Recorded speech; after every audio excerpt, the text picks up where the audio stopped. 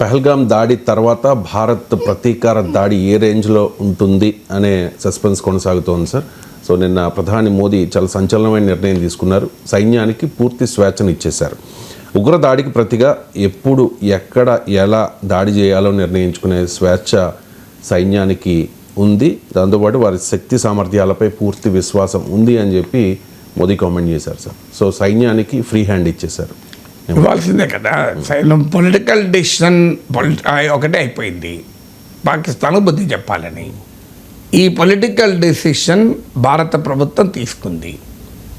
తర్వాత భారత ప్రభుత్వానికి భారతదేశ పార్లమెంట్లో ఉన్న అన్ని పార్టీలు మద్దతు ఇచ్చాయి. అన్ని పార్టీలు స్ట్రాంగ్ మిలిటరీ యాక్షన్ తీసుకోవాల్సిందే, మామూలు చర్య కాదు. పాకిస్తాన్కు బుద్ధి చెప్పే రీతిలో మిలిటరీ చర్య తీసుకోవాల్సిందే. దీంట్లో శశబిషలు లేవు. అన్ని పార్టీలు ఇంక్లూడింగ్ మీకు ఎంఐఎం అసదుద్దీన్ ఓవైసీని కూడా అమిత్ షా ప్రత్యేకంగా పిలిపించారట. ముందు ఇన్విటేషన్లు ఆయన పేరు లేకపోతే ప్రత్యేకంగా అమిత్ షా ఇంటర్వ్యూనే పిలిపించారని నిన్న ఇండియా టుడే రాజ్దీప్ సందేశ్ షోలో చెప్తున్నారు. సో అందరూ ఒకటే అభిప్రాయం చెప్పారు. ఇందులో తేడా లేదు, మతం లేదు, తేడా రాజకీయం లేదు. అందరూ భారత రాజకీయ వ్యవస్థ ముక్త కంఠంతో మీరు మిలిటరీ చర్య తీసుకుంటారా, ఇంకో చర్య తీసుకుంటారా, పాకిస్తాన్ కోలుకోని రీతిలో ఈ తీవ్రవాదానికి ఎక్కడో ఒక చోట పులిస్టాప్ పడే రీతిలో దేశ ప్రయోజనాలను దృష్టిలో పెట్టుకొని మీరు ఏ చర్య తీసుకున్నా మేము మీతో ఉంటాం అని బ్లాంక్ చెక్ ఇచ్చారు ఇండియన్ పార్లమెంట్లో ఉన్న అన్ని పార్టీలు. సో అందువల్ల ఒక పొలిటికల్ డిసిషన్ అయిపోయింది, పాకిస్తాన్కు బుద్ధి చెప్పాల్సిందే అని. ఆ బుద్ధి కూడా గట్టిగా చెప్పాలి. ఎంత గట్టిగా చెప్పాలి, ఏ రూపంలో చెప్పాలి అంటే it has a military response also ఉంది కనుకనే సైన్యానికి ఇచ్చారు. లేకపోతే సైన్యానికి ఇప్పుడు సింధు నదీ జలాల ఒప్పందాన్ని రద్దు చేశారు. దానికేం సైన్యానికి సంబంధం లేదు కదా. సైన్యానికి ఇచ్చారు అంటే రెస్పాన్స్ విల్ బి మిలిటరీ, దీంట్లో ఏం డిస్ప్యూట్ లేదు కదా. సో ఫస్ట్ పొలిటికల్ డిసిషన్ అయిపోయింది. ఆ పొలిటికల్ డిసిషన్కు దేశ యావత్తు ప్రధానమంత్రి వెనకాల ఉన్నాం. తర్వాత మిలిటరీ రెస్పాన్స్కు కూడా భారతదేశం సిద్ధంగా ఉంది. నా హైడ్రేషన్ కోసం I just trust one thing, ఫుల్గా వాటర్ ఉండే కంట్రీ డిలైట్ వల్ల పొలాచి కోకోనట్స్. సో ఇప్పుడే కంట్రీ డిలైట్ యాప్ డౌన్లోడ్ చేసుకొని ఆర్డర్ చేయండి.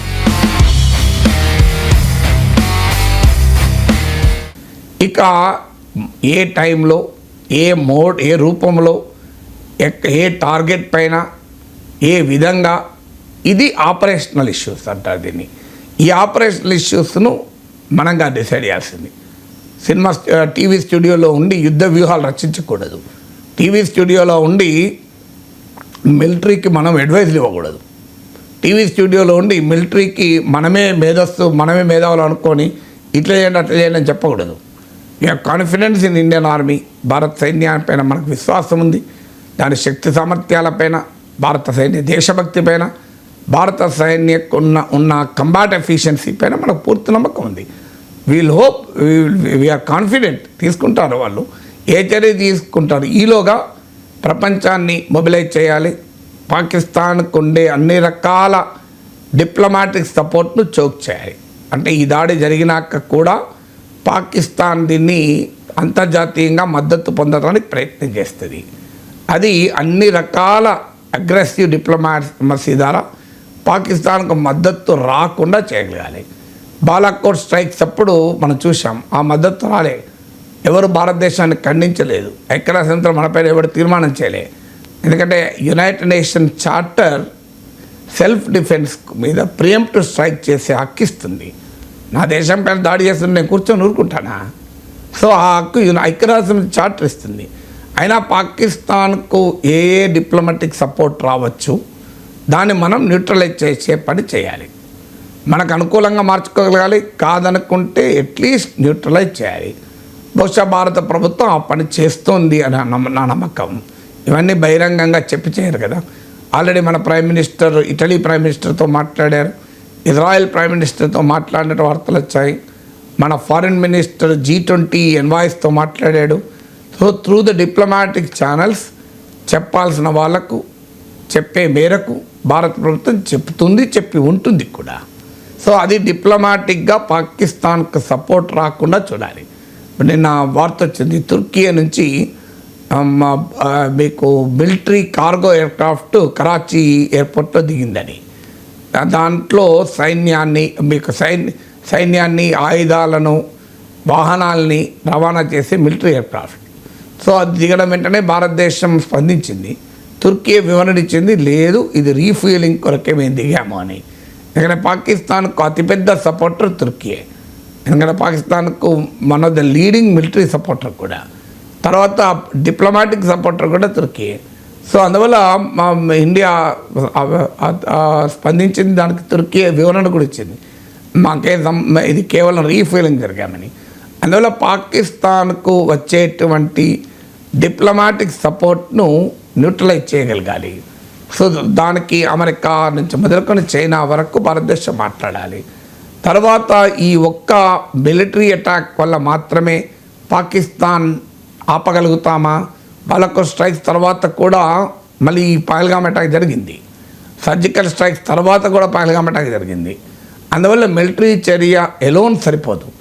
అందువల్ల దానికి కావలసినటువంటి ఇతర రకమైన చర్యలు, ఆర్థికపరమైన చర్యలు కావచ్చు, అవి కూడా ఆల్రెడీ మొదలుపెట్టాం. ఇప్పుడు ఉదాహరణకు సింధు జలాల ఒప్పందాన్ని మనం నిలిపివేశాం.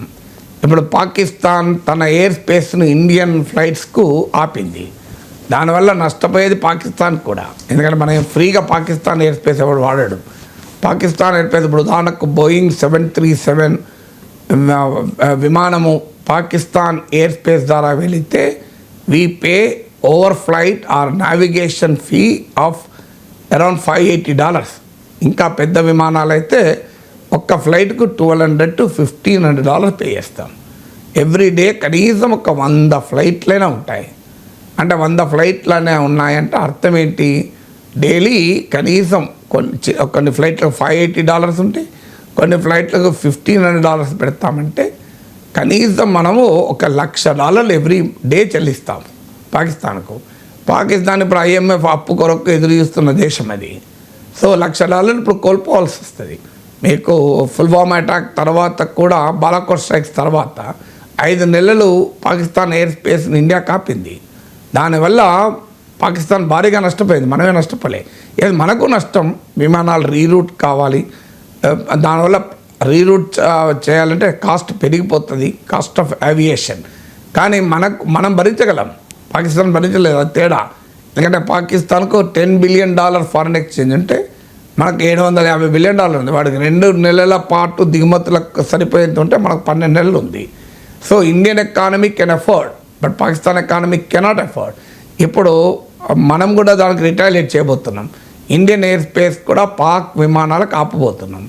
అది జరిగితే east Asia, south east Asia వెళ్ళే పాకిస్తాన్ విమానాలు భారతదేశం గగనతలాన్ని వాడలేవు. అప్పుడు వాళ్ళు చైనా నుంచి, శ్రీలంక నుంచి పోవాల్సి ఉంటుంది. దానివల్ల పాకిస్తాన్ విమానాలకు భారం అవుతుంది. సో ఇలా ఎకనామిక్ చర్యల ద్వారా ఇప్పుడు మనము ఎక్స్పోర్ట్ చేస్తాం, అసలు మనం దిగుమతి చేసుకునేది చాలా తక్కువ పాకిస్తాన్ నుంచి. భారీగా మనం పాకిస్తాన్కి ఎగుమతి చేస్తాం. అందులో ఫార్మాసిటికల్స్, షుగరు భారీగా ఎక్స్పోర్ట్ చేస్తాం.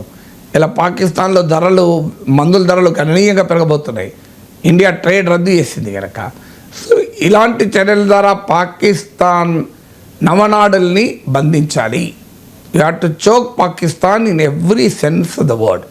దానికి డిప్లొమాటిక్ సపోర్ట్ కట్ చేయాలి. ఎందుకంటే బాలాకోట్ స్ట్రైక్ జరిగినప్పటికీ ఇప్పటికీ పాకిస్తాన్ మరింత బలహీనంగా ఉంది. పాక్ ఎకానమీ బలహీనంగా ఉంది. పాకిస్తాన్ రాజకీయ వ్యవస్థ గందరగోళంగా ఉంది. ఆర్మీ లెజిటిమసీ కోల్పోయింది. పాకిస్తాన్ వాళ్ళు అధికారంలో ఉన్నవారు రిగ్డ్ ఎలక్షన్స్ అంటున్నారు. సో 100 మంది ఇమ్రాన్ ఖాన్ మద్దతుదారులు ఇండిపెండెంట్గా గెలిచారు. ఇమ్రాన్ ఖాన్ జైల్లో ఉన్నారు. ఇమ్రాన్ ఖాన్ సపోర్టర్లు ఆర్మీ ఆఫీసర్పై కూడా తిరగబడ్డారు. సో పొలిటికల్లీ గందరగోళంగా ఉన్నారు. వాళ్ళు తిరగబడుతున్నారు. అది Balochistan 44% of the land. Khyber పఖ్తూన్వాలో టెహ్రీక్ తాలిబాన్ పాక్ ఆఫ్ఘాన్ బార్డర్లో అటాక్ చేస్తుంది. తాము సృష్టించిన తాలిబాన్లే పాకిస్తాన్కు వ్యతిరేకంగా మారారు. ట్రంప్ టారిఫ్లతో చైనా లాంటి దేశం కూడా ఇవాళ భారతదేశంతో పెట్టుకోవడానికి సిద్ధంగా లేదు. భారతదేశాన్ని కలుపుకొని పోవాలని మాట్లాడుతోంది చైనా. అందువల్ల డిప్లొమాటిక్గా, పొలిటికల్గా this is appropriate moment. Balakot strike జరిగిన దాంతో పోల్చినా కూడా మోర్ అప్రోప్రియేట్ మూమెంట్. అందువల్ల ఖచ్చితంగా ఈ జియో పాలిటిక్స్, జియో ఎకనామిక్స్ అంటారు, ఇవి ఇచ్చే అదనపు అడ్వాంటేజెస్ను కూడా భారతదేశం ఉపయోగించుకొని దేశానికి తగిన విధంగా బుద్ధి చెప్పాల్సిన అవసరమే